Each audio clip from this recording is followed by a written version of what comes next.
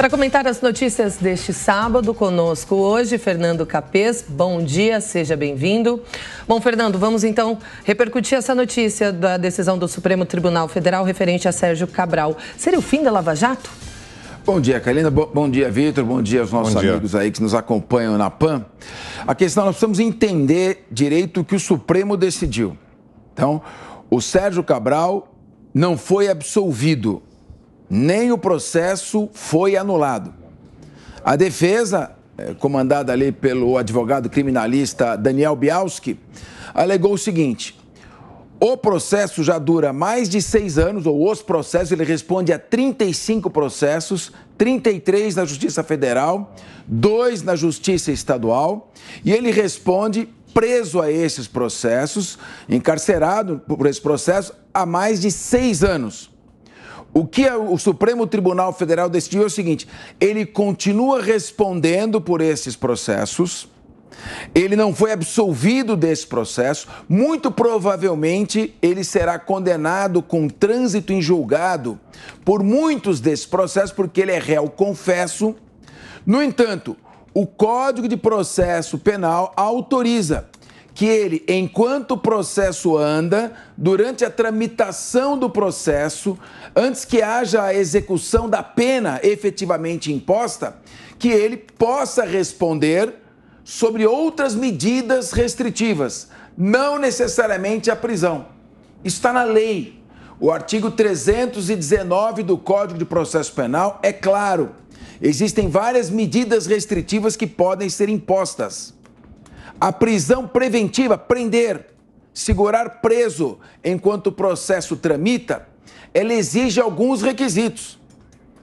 Para que um réu responda preso, encarcerado, durante um processo, é necessário que essa prisão seja imposta para proteger a sociedade, para garantia da ordem pública ou para garantia da ordem econômica, para impedir que o réu, enquanto responde ao processo, solto, continue praticando crimes. Um outro fundamento para prender uma pessoa antes de uma condenação definitiva é proteger a produção de provas, evitar que o réu, enquanto responde ao processo, coaja testemunhas, corrompa testemunhas, fraude provas, destrua documentos. E o terceiro fundamento é impedir a fuga, garantir a futura execução. Veja, os crimes ocorreram em 2007 e 2008.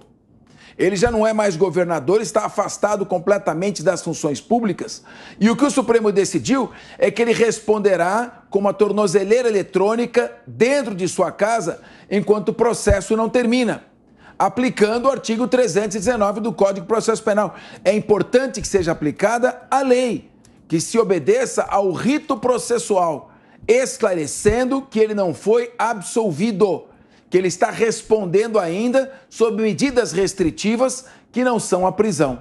O que se espera agora é o seguinte: não se pode manter preso durante 6 anos, durante um processo ou durante processos, um réu, sem que se obtenha uma decisão transitada em julgado. É necessário que os passos do processo sejam acelerados, ou seja, que haja uma estratégia processual para que o processo termine em primeira instância, termine em segunda instância e caminhe para o trânsito em julgado, acompanhando a sua tramitação. Então, vamos deixar isso claro: isso não representa o fim da Lava Jato, isso representa a aplicação da jurisprudência e do Código de Processo Penal.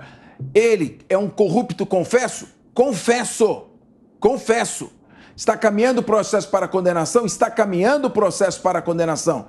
Mas a lei tem que ser aplicada com identidade para todos. E a lei garante que, 6 anos após estar preso, já completamente afastado do governo, sem qualquer capacidade de influenciar nas provas ou de ameaçar a sociedade, ele possa responder restritivamente com uma tornozeleira eletrônica dentro da sua casa. Caminhando para a condenação e obtendo-se a condenação transitada em julgado, aí sim ele será preso, agora cumprindo pena, que pode chegar na soma dessas penas a 400 anos. Agora, Capês, a gente está diante de um problema, né? Como você explicou muito bem agora, né? Essa demora, essa lentidão da justiça em expedir uma sentença definitiva, em condenar, em última instância, né? Em estabelecer o chamado trânsito em julgado, como você falou agora, né? E o que seria possível para evitar que isso acontecesse? É a justiça que precisa de mais estrutura, de um aparato melhor para operar mais rápido? Ou há uma possibilidade muito grande de recursos? A lei brasileira possibilita ao réu muitos recursos, mais do que deveria, e isso poderia ser enxugado? Deveria haver um prazo para as sentenças definitivas? Qual a sua avaliação? O que poderia ser feito, Capês? Olha, essa questão primeiro é rever a questão da prisão em segunda instância, trazer isso para patamares constitucionais. Atualmente, pela maneira como está prevista a nossa Constituição Federal, no artigo 5º, lá no inciso dele, o 57, o princípio da não culpabilidade. Então, a condenação definitiva, a execução definitiva de uma pena vem após o trânsito em julgado. Esse é um aspecto. A partir de uma condenação em segunda instância, se houver um aparato constitucional que dê garantias a essa interpretação, o réu já poderia começar a cumprir a sua pena, uma vez que o Superior Tribunal de Justiça e o Supremo Tribunal Federal não podem reanalisar prova. Só podem revalorar a prova que foi aplicada, mas não reanalisar. Esse é um ponto. O segundo ponto, que é algo que a gente já vem criticando, são ações que começam de maneira espetacular, até com um certo espetáculo pirotécnico, e vão àquela prisão, muitas vezes as viaturas da polícia andando, serpenteando, com sirene ligada, toda aquela festa maravilhosa. A população se ilude com aquilo, e depois ninguém mais dá atenção ao processo. O processo cai numa rotina burocrática que ninguém toca. Então, em vez de ficar criticando por que foi aplicado o Código de Processo Penal, e ele, em vez de estar respondendo preso, encarcerado, depois de 6 anos encarcerado, passe a responder restritivamente com uma tornozeleira eletrônica na sua casa, nós temos que questionar por que esses processos começam tão forte, com tanta espetacularidade, e depois o processo fica aqui abandonado, ninguém mais quer saber, a imprensa já se desinteressa e a coisa caminha.